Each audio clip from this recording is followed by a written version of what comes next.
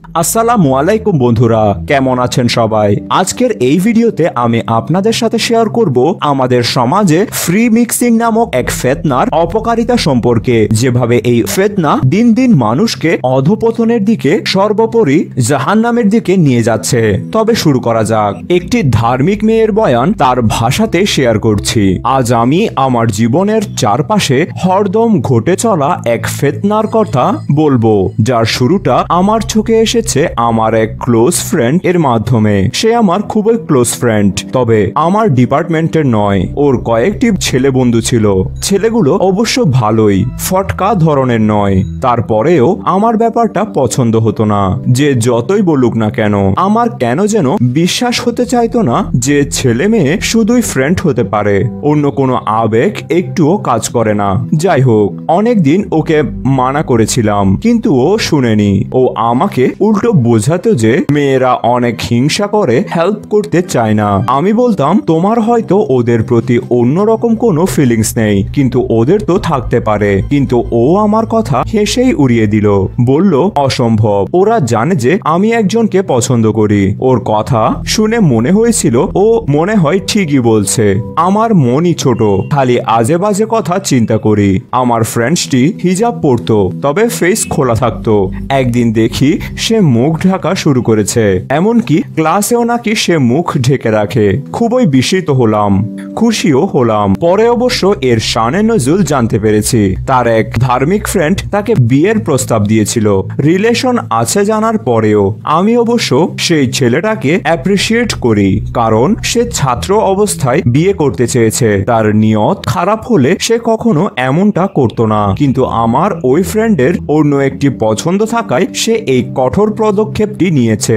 আসলে এতে আমি ছেলেটার কোনো দোষ দেখি না। ছেলে মেয়ে একসাথে থাকলে, পড়াশোনা করলে বা কর্মক্ষেত্রে কাজ করলে সমস্যা হওয়াটাই স্বাভাবিক, আর না হওয়াটাই অস্বাভাবিক। আমাদের দেশে সিস্টেমটা এমন হয়ে দাঁড়িয়েছে যে একটা ছাত্র বা ছাত্রী মেধাবী হলে কলেজ লেভেল পর্যন্ত আলাদা থাকা সম্ভব, কিন্তু ভার্সিটি লেভেলে হলে তারা একসাথে হতে বাধ্য হয়। অবশ্য সমস্যাটা ভার্সিটিতে নয়, বরং অধিকাংশের ক্ষেত্রে এর আগেই শুরু হয়, কোচিং বা স্যারের বাসায় ছেলে মেয়ে একসাথে পড়তে গিয়ে। বিষয়টা সত্যি দুঃখজনক। এখনকার সময়ে অনেক ব্যয়বহুল ইংরেজি মিডিয়াম এবং কিছু বাংলা মিডিয়াম স্কুলে ছেলে মেয়েরা একসাথে লেখাপড়া করে। পরিবার থেকেও এরা নৈতিকতা সম্পর্কে তেমন কোনো শিক্ষা গ্রহণ করে না। আমি বলছি না যে সবাই একই, তবে অধিকাংশ ক্ষেত্রেই এসব ছেলে মেয়ে ভালো থাকে না। বয়সন্ধিকালের এই সংকটময় মুহূর্তে ফ্রি মিক্সিং যে কত ভয়াবহ রূপ নিতে পারে তা চিন্তাও করতে ভয় লাগে। ক্লাস 8-এ পড়া আমার এক কাজিনের কাছে মাঝে মাঝে শুনতে পাই তার অমুক ক্লাসমেটের এত নম্বর রিলেশন চলছে, অমুক অমুক ছেলের সাথে সে পার্টিতে নেচেছে, আরো কত কি। একটা ছেলে বা মেয়ের মাস্টার্স পাস করার আগে তাদেরকে বাচ্চা মনে করা হয়, বিয়ে দেওয়ার কথা চিন্তাই করে না। আর ওদিকে ফ্রি মিক্সিং কে ফ্যামিলি থেকে খুবই পজিটিভ বিষয় হিসেবে স্বীকৃতি দেওয়া হয়, অথচ সন্তানদের রুচির বিকৃতি ও মানসিক অবক্ষয়ের দিকে বাবা মা কোনো নজরই দেয় না।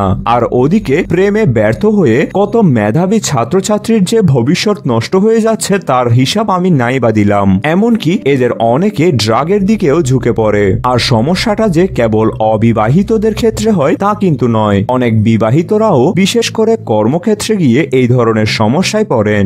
নারী বা পুরুষ কলিগের সাথে একত্রে কাজ করতে গিয়ে অন্য ধরনের সম্পর্কে জড়িয়ে পড়ে। কিছুদিন আগে একটা আর্টিকেলে এই কমন সমস্যাটাকে একটি ঘটনার মাধ্যমে তুলে ধরে মনোবিশেষজ্ঞের মতামত জানতে চাওয়া হয়েছিল। সেখানে বলা হয়েছে, আজকাল অনেক বিবাহিত পুরুষদেরই কর্মক্ষেত্রে বিভিন্ন নারী কলিগদের সাথে কাজ করতে হয়। দেখা যায় ধীরে ধীরে তাদের মধ্যে ভালো লাগা শুরু হতে থাকে এবং সম্পর্কটা গভীর হয়ে যায়। আর ওদিকে স্ত্রী বেচারি স্বামীর পথপানে চেয়ে না খেয়ে বসে থাকে। স্বামীরও স্ত্রীর জন্য খারাপ লাগে, তবে তার কেবলই মনে হয় তার স্ত্রী অনেক ব্যাকডেটেড, তার সাথে স্ত্রীর মিল নেই, আর অন্যদিকে তার কলিগ কত স্মার্ট, কত আধুনিক, তার জন্য সেই অ্যাপ্রোপ্রিয়েট। আর এভাবেই পরকীয়া প্রেম চলতে থাকে। কেউ কেউ হয়তো স্ত্রীকে তালাক দিয়ে কলিগকে বিয়ে করে, আর কেউ কেউ এভাবে কাটিয়ে দেয় বাকি জীবন। পরিণতিতে পারিবারিক বন্ধন দুর্বল হয়ে পড়ে এবং শুরু হয় পারিবারিক অশান্তি। আমি বলছি না সবার ক্ষেত্রে এমনটাই ঘটবে, তবে এই চিত্রটা সত্যি খুব কমন হয়ে দাঁড়িয়েছে। আপনারা একটু খেয়াল করলেই লক্ষ্য করবেন যে গত 20 বছরে বাংলাদেশের ডিভোর্সের হার কত আশঙ্কাজনক হারে বৃদ্ধি পেয়েছে। আর এর অন্যতম একটি কারণ শিক্ষাঙ্গন ও কর্মক্ষেত্রে নারী পুরুষের অবাধ মেলামেশা। ইসলামের নারী পুরুষের অবাধ মেলামেশাকে নিষিদ্ধ ঘোষণা করা হয়েছে। ইসলাম জানে যে নারী পুরুষ অবাধ মেলামেশার পরিণাম কোথায় গিয়ে দাঁড়াতে পারে, তাই গোড়াতেই একে দমন করেছে। আল্লাহ তাআলা পবিত্র কোরআনে নারী পুরুষের উভয়ের দৃষ্টি সংযত রাখার কথা বলেছেন। কোরআনে এসেছে, মুমিনদের বলুন তারা যেন তাদের দৃষ্টি নত রাখে, তাদের লজ্জাস্থান হেফাজত করে, এতে তাদের জন্য খুবই পবিত্রতা রয়েছে। নিশ্চয় তারা যা করে আল্লাহ তা অবহিত আছেন। ঈমানদার নারীদেরকে বলুন তারা যেন তাদের দৃষ্টি নত রাখে এবং তাদের স্থান হেফাজত করে। সূরা আন-নূর আয়াত নং 30 ও 31। রাসূলুল্লাহ সাল্লাল্লাহু আলাইহি ওয়াসাল্লাম বলেছেন, আমি পুরুষদের জন্য নারীদের চেয়ে বড় কোনো ফিতনা রেখে যাইনি। বুখারী ও মুসলিম। চিন্তা করুন কত বড় সতর্কবার্তা রয়েছে। একেবারে 11 নম্বর বিপদ সংকেত। পুরুষদের জন্য নারীর চেয়ে বড় কোনো ফিতনা এই দুনিয়াতে রেখে যাওয়া হয়নি। সত্যি বলতে নারী যেমন পুরুষদের জন্য ফিতনা, তেমনি পুরুষরাও নারীদের জন্য ফিতনা। শাইখুল ইসলাম ইবনে তাইমিয়াহ বলেছেন, when men mix with women it's like mixing fire and wood। অর্থাৎ যখন একজন পুরুষ এবং একজন মহিলা ফ্রি মিক্সিং এর জড়িয়ে পড়ে তখন সেটা দাঁড়ায় অনেকটা আগুন এবং জ্বালানি কাঠের একত্রিত হওয়ার মতো।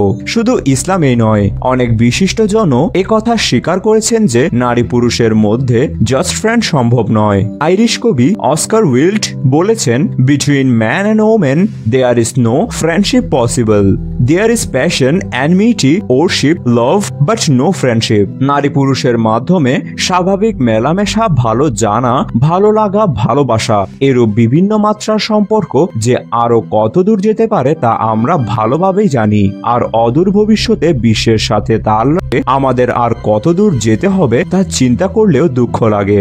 সত্যি বলতে কি, এই সমস্যাগুলো সমাধানের জন্য অন্যতম যে পদক্ষেপটি নেওয়া যেতে পারে তা হলো নারী পুরুষ কম্বাইন্ড এডুকেশন অ্যান্ড ওয়ার্কিং সিস্টেমকে বন্ধ করা। কথাটা হয়তো আপনাদের কাছে খুবই সেকেলে এবং অবাস্তব শোনাচ্ছে, তবে আমি সত্য বলছি, যারা কর্মক্ষেত্রে এবং শিক্ষাঙ্গনে আবেগতাড়িত সম্পর্কে জড়িয়ে অথবা যারা যুদ্ধ করে এর থেকে মুক্ত থাকে তারা উভয়েই এক ধরনের টর্চারের মধ্য দিয়ে যায়, যা তাদের কর্মদক্ষতা প্রতিভার বিকাশে অনেক সময় একটা বড় বাধা হয়ে দাঁড়ায়।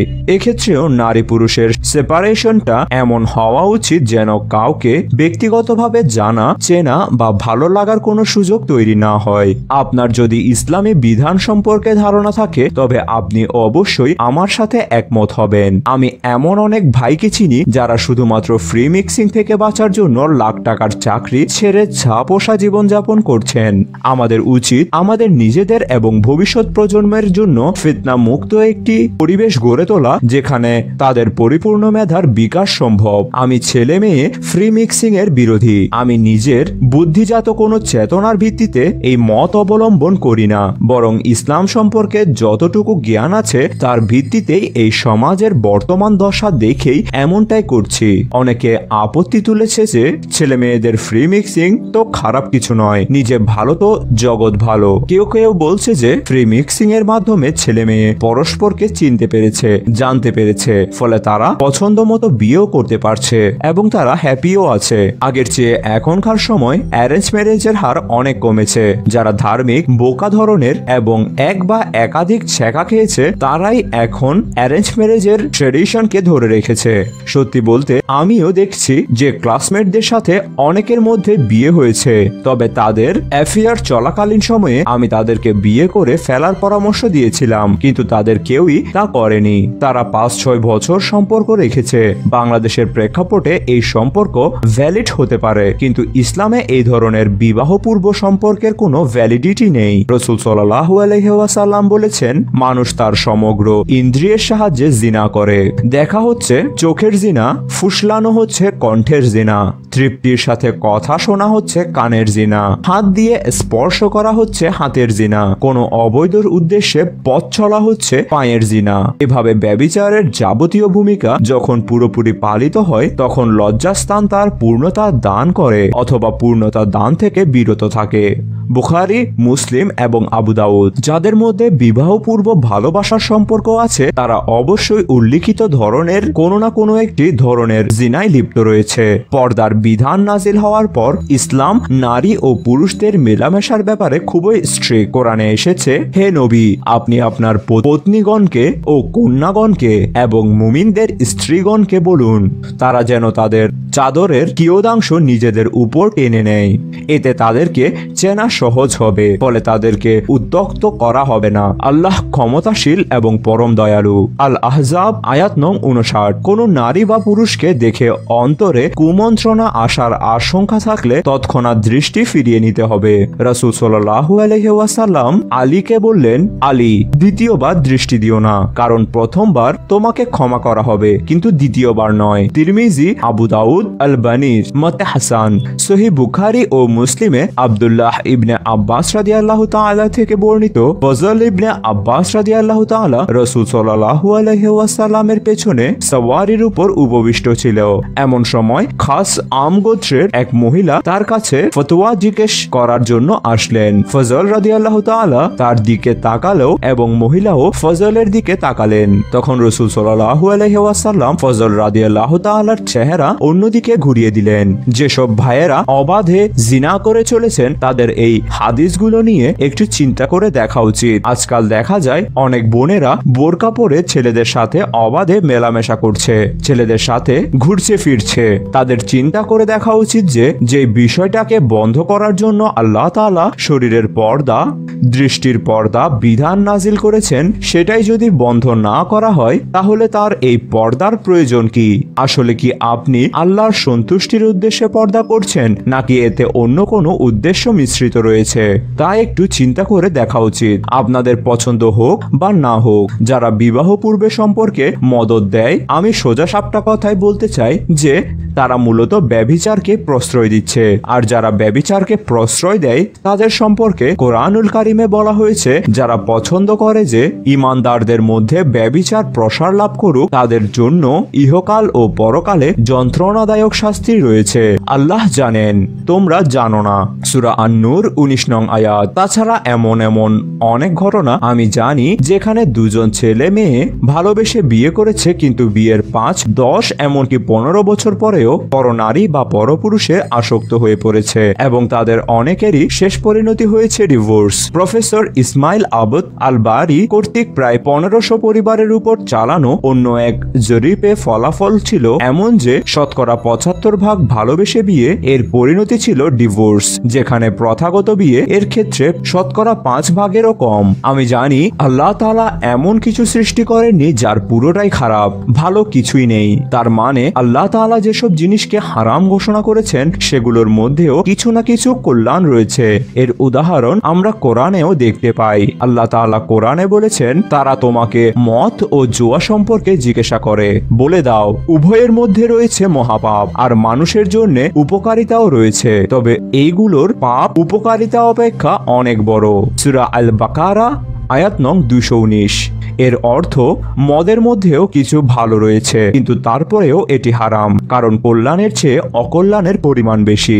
ঠিক তেমনি ভাবে ফ্রি মিক্সিং এর কিছু ভালো দিক থাকাটা খুবই স্বাভাবিক, কিন্তু বিষয়টা যেহেতু ইসলামে নিষেধ করা হয়েছে, এর মানে ভালোর চেয়ে খারাপের পরিমাণই এক্ষেত্রে বেশি। তবে যত যুক্তি বুদ্ধির কথাই বলি না কেন, যুক্তি দিয়ে তর্ককে অনেক দূর এগিয়ে নেওয়া যাবে, কিন্তু আল্লাহের হারাম ঘোষিত বিধানকে হালাল বলে দেওয়া যাবে না। তর্ককে এগিয়ে নেওয়া আমার উদ্দেশ্য নয়, আমার উদ্দেশ্য আল্লাহ এবং তার বিধানকে আপনাদের কাছে সুস্পষ্টভাবে তুলে ধরা। তাছাড়া একজন সচেতন মানুষ হিসেবেও আমি কখনোই ফ্রি মিক্সিং কে লাইসেন্স দিতে পারি না, কখনোই নয়। আল্লাহ পাক আমাদের সঠিক বুঝে সঠিক আমল করার তৌফিক দান করুন, আমিন। আমরা আমাদের যথাসাধ্য চেষ্টা করি আপনাদের মাঝে সঠিক তথ্য তুলে ধরতে। তবুও কোনো তথ্যে ভুল ত্রুটি থাকলে সেগুলো সঠিক করে দেবেন এবং ক্ষমা সুন্দর দৃষ্টিতে দেখবেন। এমন শিক্ষণীয় ও জ্ঞান নির্ভর ইসলামিক ঘটনা নিয়মিত জানতে বিসমিল্লাহ টিভিকে এখনই সাবস্ক্রাইব করুন এবং পাশে থাকা বেল আইকনে ক্লিক করুন পরবর্তী ভিডিও আসার নোটিফিকেশন সবার আগে পেতে। ভিডিওটি কেমন লাগলো কমেন্ট করে জানাবেন এবং আপনার বন্ধুদের মাঝে শেয়ার করবেন যাতে তারাও নিজেদেরকে সঠিক পথে পরিচালিত করার একটি দিক নির্দেশনা পায়। আপনাদের কাছে এই পাওনাটুকু আমাদের পরবর্তী কাজের উৎসাহ যোগাবে এবং আমাদের অন্যান্য ভিডিওগুলো না দেখে থাকলে দেখে নিতে পারেন এখনই।